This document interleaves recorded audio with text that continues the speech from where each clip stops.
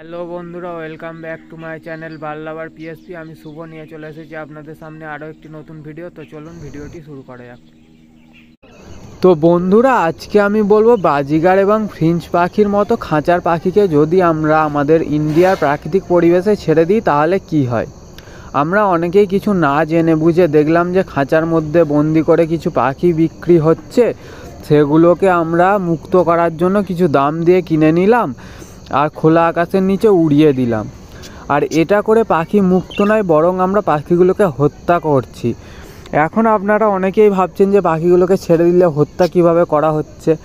এবার বলি, যেই পাখিগুলোকে ছাড়া হলো সেগুলি ইন্ডিয়ান পাখি নয়, আর তারা ইন্ডিয়ার প্রাকৃতিক পরিবেশে পর্যাপ্ত পরিমাণ খাবার পাবে না। আর এরা খাঁচায় বন্দি থাকার কারণে এরা আগের মতো আর উঠতে পারে না।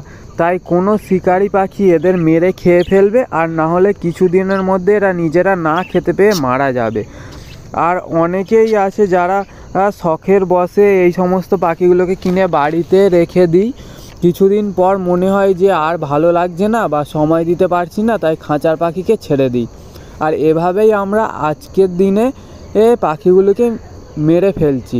তাই আপনারা ভালো না লাগলে যারা পাখি পালন করে তাদের দিয়ে দিন, তাতে তারা খাঁচার মধ্যে ভালো বেঁচে থাকবে, ভালোভাবে বেঁচে থাকবে আর ডিম বাচ্চা করতে পারবে। তাই প্লিজ এইভাবে নিজের অজান্তে পাখি ছেড়ে দিয়ে হত্যা করবেন না। ভিডিওটা ভালো লেগে থাকলে একটি লাইক করে দেবেন, আর চ্যানেলে নতুন হলে চ্যানেলটিকে অবশ্যই সাবস্ক্রাইব করে দেবেন। ধন্যবাদ।